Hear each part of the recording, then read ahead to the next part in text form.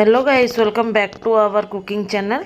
चलो आज देखी नवा मेथी साग को केमती आम कसूरी मेथी रे बदलवा, जोटा कि ड्राए आम जो तरकारी जहाँ भी तरकारी बनाऊ ड्राए मेथी साग जो आम पकाऊ माने कसूरी मेथी को सेटा केमता भाव मु घरे ही बनाऊँगी। आ पूरा वर्षक की ही स्टोर करके रखी दिए। प्रति वर्ष मु एमिती कसूरी मेथी करके स्टोर करके रखी दिए, जोटा कि प्रति रेसिपी के मु पकाए।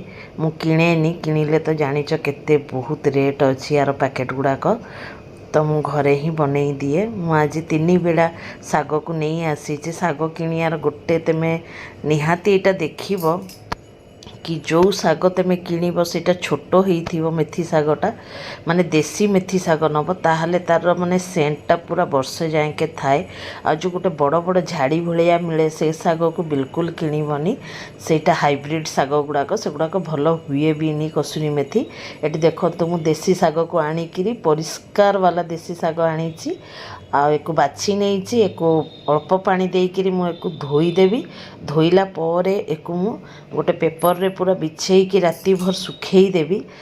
आ सकाळे नहीं आमर माने दोताला टिके टिके खरा आसे झरका पटू, तो सेठी मु केमता भाव सुखेबी सेटा भी देखई देवी तुमको। एठी मु भल भाव देखंतु 3 बेला साग को बाछी नहीं जा किछि अच्छी जोटा देखौथली तुमको सबू को बाछिकी धोई नेबी। धोई नेला परे एठी देखि पारुथबो कि गोटे पेपर रे मु सबू साग को बिछेई नहीं को राति भर एमता खोला छाड़ी देवी, जोतिरे कि पानी सबू भल भाव सुखी जीव।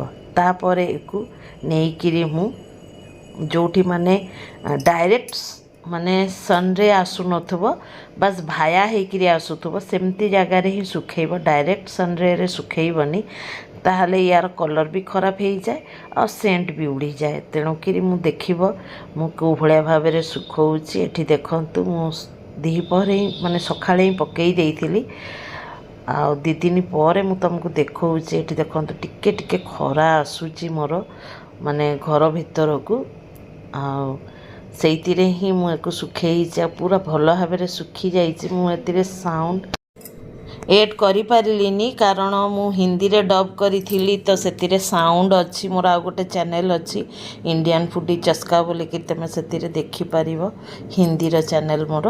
आ एठी बढ़िया भाव देखंतु सुखिकी खरखर हो जाइछि। आ एठी मु किछि सांतरा चोपा को भी सुखेइछि। सुखिला पर मु तुमको देखैबी को भलिया भाव फेस पैक बनाती। तापर तुम सांतरा चोपा को बिल्कुल पकेबनी, ताकू सबुतक यूज करिब कामेरे लगेइब। एमता भी ता दिहरे पाउडर रे जदी मु कहिबी केमता करा हुए पर एपिसोड रे। एठी पूरा सुखी जाइछि आ को भलिया भाव रे मु एको यूज करूछि। चलो देखैबा। आज मु देखंतु पनीर रो तरकारी बनैथिली माने, तो ता दिहरे मु केमता भाव रे यूज करूछि ताकू देखै दउछि। एठी मु गरम मसला को पकेई देली आ अल्प टिके ना कोई कसूरी मेथी को तावारे ड्राई रोस्ट करिकिरी ताको हाथे रे गुंड करिकिरी पकेई दबा। ये देखंतु मु पकेइली। आ घरे तैयारी जो कसूरी मेथी रो माने सेंट ही किछि अलग, तरकारी पूरा हाई लेवल रे पहुंची जाए। तो एको निहाती तमे घरे ही बनाओ।